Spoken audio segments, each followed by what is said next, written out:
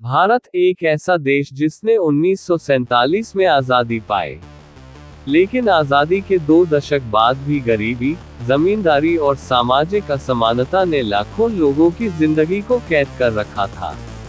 इन्हीं परिस्थितियों में जन्म हुआ एक आंदोलन का, जिसने देश के लोकतंत्र और सुरक्षा व्यवस्था को गहरे स्तर पर चुनौती दी।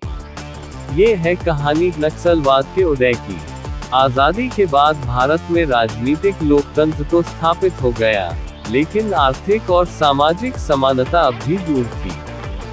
भूमिहीन किसान जमींदारों पर निर्भर थे। आदिवासी समुदाय जंगलों और जमीनों से बेदखल किए जा रहे थे। दलित और पिछड़े वर्ग के लोग शोषण का सामना कर रहे थे। इन परिस्थितियों ने असंतोष को जन्म दिया। ग्रामीण इलाकों में लोग महसूस करने लगे कि सत्ता और कानून सिर्फ अमीरों के लिए है। 1967 पश्चिम बंगाल का छोटा सा इलाका नक्सलबाड़ी। यहाँ एक जमीन विवाद ने विद्रोह का रूप ले लिया। किसानों ने हथियार उठाए और जमींदारों की जमीन पर कब्जा करने लगे। पुलिस ने कार्रवाई की, गोलियां चली और कई ग्रामीण मारे गए। इस घटना ने पूरे देश को हिला दिया। यहीं से इस आंदोलन का नाम पड़ा नक्सल आंदोलन। मुख्य नारा, सत्ता बंदूक की नली से निकलती है। यह विचारधारा सीधे तौर पर माओवाद से प्रेरित थी। इस आंदोलन को दिशा देने वाले नेता थे चारू मजूमदार, कानू सान्याल। झारखंड, आंध्र और बिहार के कई स्थानीय कमांडर। चारू मजूमदार ने हिस्टोरिक एड डॉक्यूमेंट्स नामक लेख लिखकर इस आंदोलन का ब्लूप्रिंट तैयार किया। विचारधारा, वर्ग संघर्ष, किसान क्रांति, सशस्त्र संघर्ष द्वारा सत्ता परिवर्तन।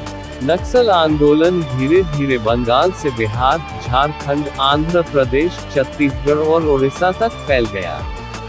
1990 के दशक तक यह इतना मजबूत हो गया कि जंगलों में जनता सरकार बनाने की कोशिश की गई। मुख्य क्षेत्र, झारखंड और छत्तीसगढ़ के आदिवासी इलाके, आंध्र प्रदेश का तेलंगाना क्षेत्र, बिहार का मगध और भोजपुर इलाका। संगठन, बाद में कई छोटे संगठनों के विलय से बना। सीपीआई यानी भारतीय कम्युनिस्ट पार्टी माओवादी, यही आज नक्सलियों का सबसे बड़ा संगठन है। सरकार और नक्सलियों का टकराव। सरकार ने शुरुआत में इसे कानून व्यवस्था की समस्या माना, लेकिन जैसे जैसे यह आंदोलन मजबूत होता गया, पुलिस और सुरक्षा बलों के साथ सीधा संघर्ष बढ़ा। 1980